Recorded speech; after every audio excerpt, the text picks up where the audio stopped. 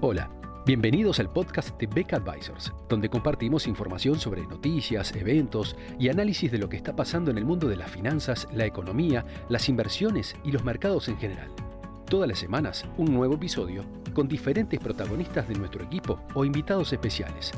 En Beck Advisors, nuestro objetivo es acercar a nuestros clientes las alternativas más convenientes para lograr sus objetivos financieros.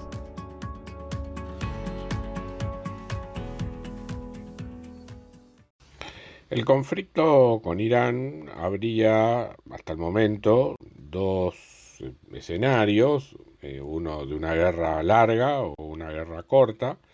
con sus respectivas implicancias en materia de precios del petróleo y repercusiones sobre el comportamiento de la economía mundial, los mercados y las reacciones de los bancos centrales. El presidente norteamericano Donald Trump, en la mañana de este lunes 23 de marzo, abrió un escenario, si se quiere, intermedio, al señalar en un post que había conversaciones de paz o de cese el fuego avanzadas con Irán, declaraciones que por el lado de Irán no han sido totalmente confirmadas.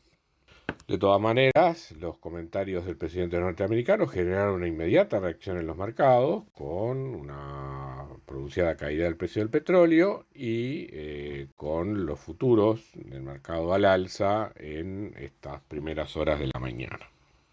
Este optimismo hay que evidentemente verlo con cautela, porque probablemente haya algunos ajustes en las próximas horas. En esencia, lo que hizo el presidente norteamericano fue posponer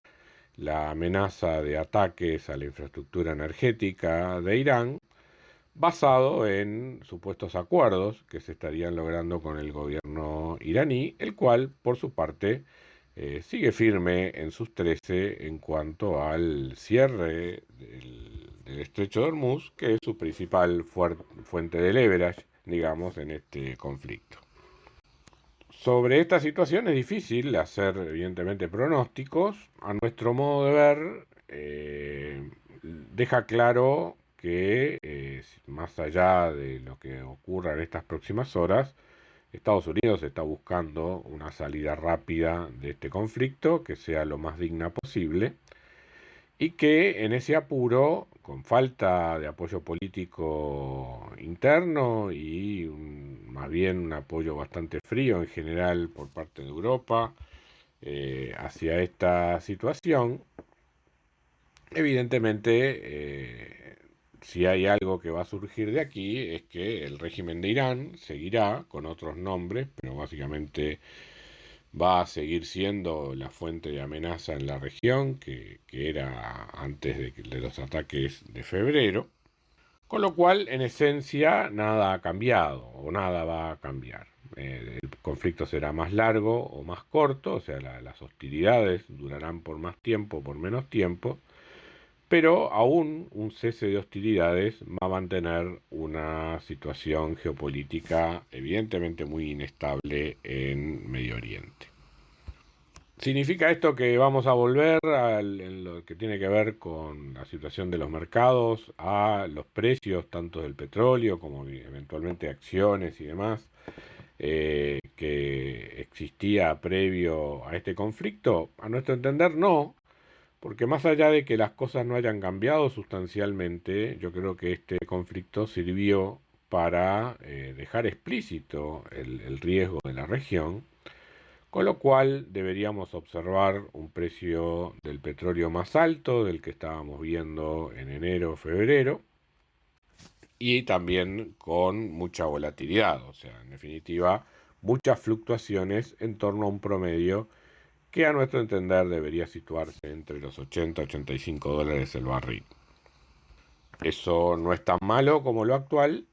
pero ciertamente es una situación diferente de la que se había visto durante buena parte del año pasado. Si eso es así, digamos, mantenemos este escenario de continuación de hostilidades o una paz que fundamentalmente le sirve al gobierno iraní, o sea, una paz chicha, una calma chicha en la región, expuesta permanentemente a reinicio de hostilidades por un motivo o por otro, lo que va a ocurrir es también que esa tendencia al fortalecimiento del dólar que se venía observando desde el comienzo de este año y sobre todo desde el inicio de las hostilidades, más allá de que ahora tenga un retroceso mientras reine el optimismo sobre estas conversaciones de cese el fuego, vamos a tener en definitiva, vamos a volver a tener un dólar un poco más fuerte en 2026 que respecto a 2025. Ese era nuestro escenario de todas maneras antes de que hubiera el conflicto y creemos que esta situación de inestabilidad que va a permanecer va a contribuir a ello.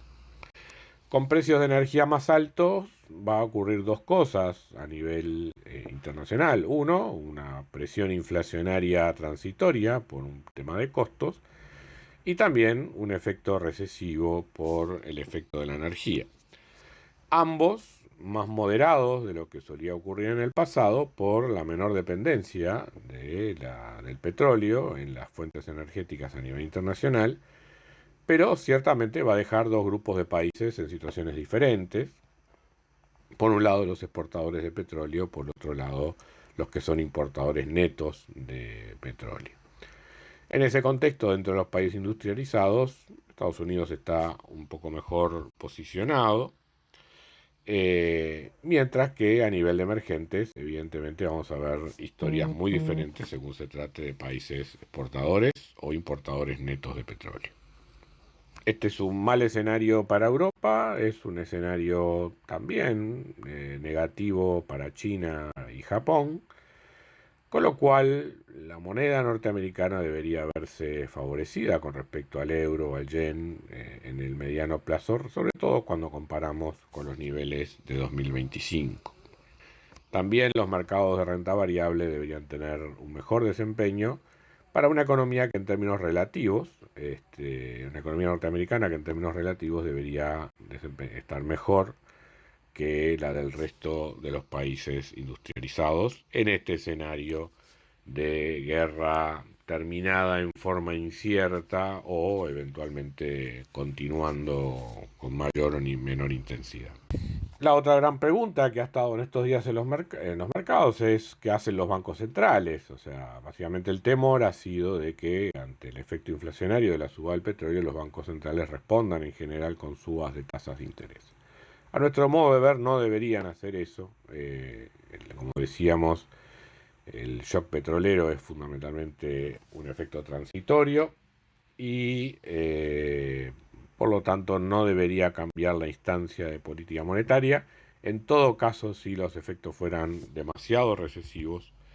lo que debería observarse es una reducción en la tasa de interés. La Reserva Federal en estos últimos días decidió, a nuestro modo de entender, en forma correcta, mantener la tasa de interés. Ya la había bajado, a nuestro modo de ver, también demasiado en las reuniones previas. O sea que, si fuera por nuestra opinión, yo diría que el proceso de tasas de interés en Estados Unidos no debería tener variaciones en este año 2026. Pero es posible que con el nuevo gobernador de la Reserva Federal, con el nuevo presidente de la Reserva Federal, algún cuarto de punto en algún momento del año la tasa de interés baje en los Estados Unidos. En Europa, que había habido signos de empezar a subir la tasa de interés por algunas presiones inflacionarias, con los problemas que tiene Europa, lo último que sería conveniente para la Unión Europea es fortalecer la moneda más de lo que lo ha hecho en 2025. Por lo tanto, también el escenario más posible, tanto para Europa como para el Reino Unido, es mantener tasas y no subirlas. Y Japón debería ir más o menos en la misma línea. China también necesita desesperadamente una política monetaria expansiva que acompañe una política fiscal expansiva para poder reactivar la economía, de modo que el panorama general de política monetaria en el mundo debería estar entre neutro y expansivo en el correr de 2026. Esto definitivamente es positivo para países emergentes exportadores de petróleo y en particular en nuestra región para Brasil y Argentina, en la medida que los precios del petróleo se mantengan en promedios superiores a los de comienzos de este año, cosa que pensamos que es muy probable. Para Uruguay se plantea un escenario mixto, negativo por el lado del petróleo, si las políticas monetarias a nivel internacional se mantienen en ese sesgo entre neutral y expansivo que mencionábamos recién. Eso puede aliviar un poco la tensión, y sin duda el hecho de que Argentina y Brasil se beneficien de este escenario algo también compensa el efecto negativo sobre Uruguay. Pero en balance pensamos que Uruguay enfrenta también por esta cuestión energética un año 2026 con perspectivas de crecimiento menores a las que el gobierno planteaba originalmente. Muchas gracias a todos por escuchar otro episodio del podcast de Beca Advisors. Te invitamos a compartir este podcast con tus amigos, colegas, dejarnos tus comentarios o reviews y seguirnos en nuestras redes sociales Instagram, Twitter, LinkedIn y también nuestro canal de YouTube. Visítanos en nuestro sitio web becadvisors.com para leer nuestros informes, reportes y conocer más sobre nosotros. Hasta una próxima entrega y muchas gracias.